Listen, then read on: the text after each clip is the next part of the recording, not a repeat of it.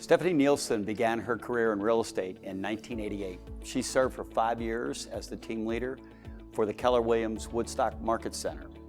She then developed a passion during that period of time for growing leaders in real estate and helped launch the careers of hundreds of realtors. Now Stephanie is taking on a new role as the operating partner for Keller Williams Woodstock, responsible for 337 real estate agents and over $638 million in annual real estate sales. Today, we'll explore the people that have had significant impact on shaping Stephanie's life and her career, and explore the practices to help all of you become your personal and professional best. Stephanie, welcome to Profiles and Best. Thank you. Listen, I've known you for a long time, and I have always thought that you're one of the most decent, honest, really great people that I've ever met. And I know professionally, others have experienced the same thing. So today, what we really want to do is have the audience get to know maybe some of the people that have influenced your life and some of the things that you believe make a difference that allowed you to become your best, with a hope that our audience kind of embrace some of those plays in your playbook, if you will.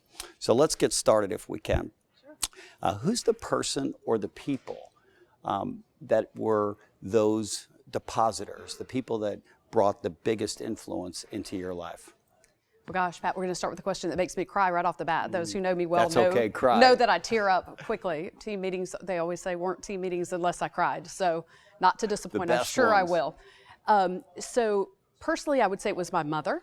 And professionally, I would say it was probably Kay Evans that influenced me the most. So my parents got divorced when I was 9, and I'm the baby of 4 children. And my oldest brother and sister were already married and out on their own. And I was 9, my brother was 12. And my dad moved to Michigan when they got divorced. So my mother, as a single mother, raised my brother and I. She had never worked outside the home prior to that. Her job was to be a mother and the caretaker. And so it was a whole bunch of new experiences for her. And so she instilled in me work ethic and commitment and my faith. And, looking back as an adult over that time, I realized that must have been a really terrifying time for her. For her, right? Yeah, and yet as a child, I felt very safe. I felt very loved. It was a very secure, steady time for me. And so, teaching us all of those things. I went to a class over the summer, and one of the things in an exercise they asked us to do was to tell them a belief that we knew for sure. And the example was like that the sun will come up tomorrow. And the first thing that hit my mind was that my mother loves me. Wow. And I realized, so here's the tears.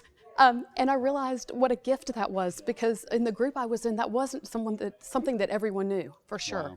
And so that gave me confidence to move forward in my life and take chances because of that stability that I had in my childhood and that my mother loved me. Thank God that she didn't abandon, that she deposited in me the way she did, because so many people, hundreds of people have crossed paths with you in life and have received the love from your mother. She deposited with you and you've been giving it away since. Absolutely. It was just that, and I know today that my mother loves me. I love it. I love it. Kay Evans. And Kay Evans, she deposited in me professionally. And so Kay Evans has made such a great career out of being a talent scout. And she has invested in people and grown people and mentored them and invested in them. And she has put me in the path of opportunity so many times. Sometimes she put me in the path of opportunity and sometimes she pushed me in the path of opportunity. And I say that because she brought me opportunities that sometimes I didn't yet think I was capable of. And I had such respect and admiration for Kay that literally I would think, I don't know if I can do this. But you trusted her judgment about your talent. I did. And I thought, if Kay Evans thinks I can do this, then I can. We had Kay in Profiles and Best just a couple of months ago, and it was a huge blessing for me because we had worked together in my previous organization for 5 years, and Kay has this unique capability to bring out the best in you. When you're around her, it's almost like when you're around your pastor or your priest, you just want to do better. Yes. So hearing that name professionally is not surprising. And what you just said about her challenging you and encouraging you, but not in a reckless way, to where she saw in you maybe the talent that you maybe knew was there, but maybe had a little bit of fear of crossing that bridge. So it's a blessing to hear her voice again here today, because it's a reminder of how many people she's had influence. And there's a lot of people out there that feel the same way about you. So the specific lessons Mom taught you, like if you were to say there's one, like the most important lesson, what is it? I would say that she has very high standards. And so she expected the best from her children because she saw the best in us. When someone sees the best in you, they bring out the best in you. And I think that was probably one of the best life lessons that I got from her. You just used the word best about 20 times, and we like that word around here. It's actually right back on the wall there. It'll be in this. No, because I had a very similar experience growing up. My dad was the one parent that raised myself and my two older brothers in a very similar story, just our different stories of brokenness and then of a hero. And in your case, your mom being the hero. In my case, my dad being the hero. And my dad very similarly saw the best in me and always challenged myself and my two brothers not to be better than we could be, but to be the best that we could possibly be. And I guess that's one of the reasons we use that word here so much. But I find other leaders like you that do the same. Have you been able to thank your mom? I have. Yeah. I have. I do thank her. She's 85, very healthy, runs circles around me. Yeah. And I do thank her regularly for just being a great example of a person in every regard. Yeah, I find that that oftentimes when we go through our lives, there are people that pour into us, and we get so busy sometimes we just forget to say the little things and remind them of how important, especially when they get to 85. I had my dad in last week. We did a Profiles Invest with my dad, and he cried like you just did because he felt how much his son was honoring him and being here. So you call your mom on the way home, okay? I will. And in fact, you'll give me her contact, and I'll text her and go, thank you for making She has just learned to she text is. recently. Oh, really? And so Awesome. And I'll also text Kay and let her know that her voice is ringing here again today. So good stuff. So some believe that people that have emerged like you, that have become influencers, the best in their professions, that they get lucky. And of course, you and I both know that behind the scenes, it's not about luck. It's about a certain formula to get to be successful. And one of the reasons that we do this is to share the formula with other folks who really want to become their best, because most people do. They just don't understand the ingredients necessarily. So hopefully we'll be able to help them a bit with that today. But the fact that everyone thinks it's lucky, I'd like you to share a story of adversity, something that happened to you in your life and what you did about it and how you overcame it. So one of my favorite quotes is, experience is what you get when you don't get what you want. You know, we never say, oh, that was a great experience when it worked out. We always say it was a great experience when it didn't work out. And I think probably overcoming adversity is really about mindset and how you choose to look at it. And I always struggle with this question a little bit, because my thought around failure is, I don't really look at it as failure. I look at it as, well, that was a great experience, right? And moving forward. Learn something from it and moving forward. There was a business opportunity that I pursued a few years ago. Gosh, probably 15 years ago now. 10, 15 years ago. And I thought that I really deserved this business opportunity. I'd put in all of the work, I'd done all the right things, and it didn't go my way. And I really felt at the time that something had been taken from me. And it really set me back. Wow. I really struggled with it. Sure. And typically that isn't my nature, right? Typically I'm like, oh, well, we'll just go a different direction. And as some time passed, what I realized was that it was such a blessing that did not work out for me. It would not have been a blessing financially. The market shifted a little bit around that time. It would not have been, had that worked out for me, the opportunity that was really intended for me, I would have missed it, right? And what I learned was that God has the right plan for me, and that was something that I wanted to pursue, that I had really pushed for and had really tried to make happen, as opposed to most of my opportunities in my life have been more organic. And so in having the opportunity to look back and really watch how that unfolded, I realized that God was protecting me by not letting that opportunity work. And he shut the door because that wasn't my opportunity. And he had something much, much bigger planned for me that was much better for my family, much better for my life. And so with that mindset moving forward, now when something doesn't work for me, I just take a breath and I laugh. And I say, okay, I can't wait because I know God has much bigger plans for me, and I can't wait. And I'm in anticipation of what is coming next. You know, it's always about choices, right? So when, if we don't choose wisely, we create adversity in our life. Absolutely. If we choose wisely, and in this case, it sounded like you did, there still may be adversity show up, like you felt like you were really prepared and deserving of something, and then it gets taken away.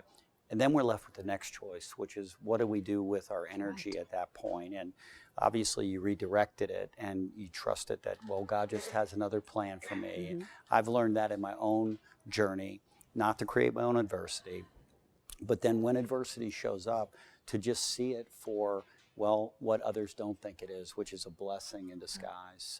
And it's always true that it teaches us something and it strengthens us in the aftermath.